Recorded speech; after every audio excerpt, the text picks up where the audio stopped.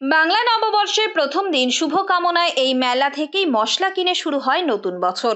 রাজ্যের নানা প্রান্তে বিভিন্ন সময়ে হওয়া বিশেষ বিশেষ মেলার জনপ্রিয়তা থাকে স্থানীয়দের মধ্যে। তেমনই এক ঐতিহাসিক প্রেক্ষাপট রয়েছে উত্তর ২৪ পরগনা জেলার গোবরডাঙ্গার প্রাচীন এই মশলা মেলার। হলুদ নিয়েছি, লঙ্কা নিয়েছি, রসুন নিয়েছি, জিরে কিনবো, গরম মশলা কিনবো। ওই একটু কম দাম হয় তাই আসি। বছরের মেলাটা একবারই হয়, পয়লা বৈশাখে। সারা বছরের মশলা কিনি। প্রায় ২০৩ বছরের অধিক এই মেলার ইতিহাস ঘাটলে জানা যায় ১৮২৩ সালে গোবরডাঙ্গার জমিদার খেলারাম মুখোপাধ্যায়ের পুত্র কালীপ্রসন্ন মুখোপাধ্যায় যমুনা নদীর ধারে জমিদার বাড়ির লাগোয়া মাঠে শুরু করেছিলেন মশলা মেলার। উদ্দেশ্য ছিল কৃষকরা বাংলা নববর্ষের প্রথম দিনে তাদের জমির উৎপাদিত ফসল বিক্রি করবেন এবং ফসল বিক্রি করে জমিদারের খাজনা মিটিয়ে যাবেন।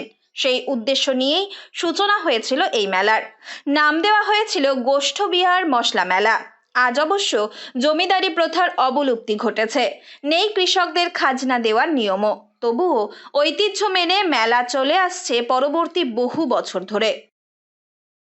দেখতেছি যে নেবো কিছু কিছু ধন্যা কালো জিরা হলুদ এইসব কিছু নেবো। এই পয়লা বৈশাখ এখানে ওই চাষিরা এখানে আজ থেকে ২৫ বছর ৫০ বছর আগে সব ওই ধন্যা কালো জিরা এইসব নিয়ে আসতো, এরা বিক্রি করে জমিটাকে খাদ্য দিয়ে রাখতো। সেই হিসাবে মেলাটা চালু হয়েছিল, এখনো সেই প্রথাই চলছে।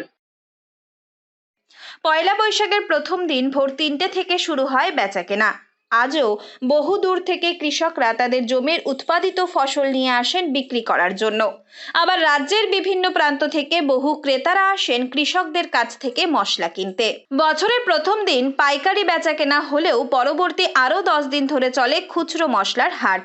মেলাকে কেন্দ্র করে স্বাভাবিকভাবেই জমজমাট থাকে যমুনা নদীর ধারে এই ময়দান। সমস্ত রকম বিনোদনের ব্যবস্থাও রয়েছে এখানে। যমুনা নদী দিয়ে একসময় নৌকায় করে জেলার বিভিন্ন প্রান্ত থেকে পসরা নিয়ে আসা হতো। মজেছে নদী, তাই কালের নিয়মে এখন যানবাহনের পরিবর্তন ঘটেছে। জমিদার বাড়ির পাশেই রয়েছে প্রসন্নময়ী কালী মন্দির। বাংলা নববর্ষের প্রথম দিনে মেলার পাশাপাশি মাকে দর্শনের জন্য দূর দূরান্ত থেকে আসা ভক্তদের ভিড়ও দেখা যায়। হলুদ লঙ্কা জিরে ইত্যাদি যা আগে মুসুরিও কিনতাম, ছোলাও কিনতাম। আমি ধরো প্রায় ৮০ সাল থেকে তো কিনি। সাদা জিরে, কালো জিরে, হলুদ লঙ্কা। এটা বলে গোষ্ঠ বিহারী মেলা।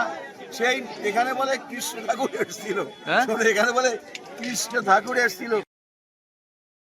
মশলা মেলায় কৃষকরা যেমন পাইকারি মশলা বিক্রি করতে পারেন, তেমনি আবার ব্যবসাদারদের পাশাপাশি সাধারণ মানুষও সারা বছরের প্রয়োজনীয় মশলা বাড়ির জন্য কিনে নিয়ে যান।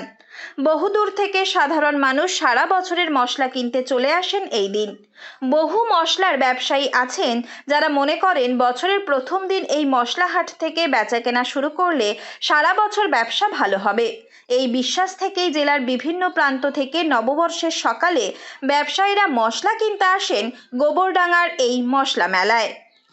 উত্তর ২৪ পরগনা থেকে রুদ্র নারায়ণ রায়ের রিপোর্ট, লোকাল ১৮ বাংলা।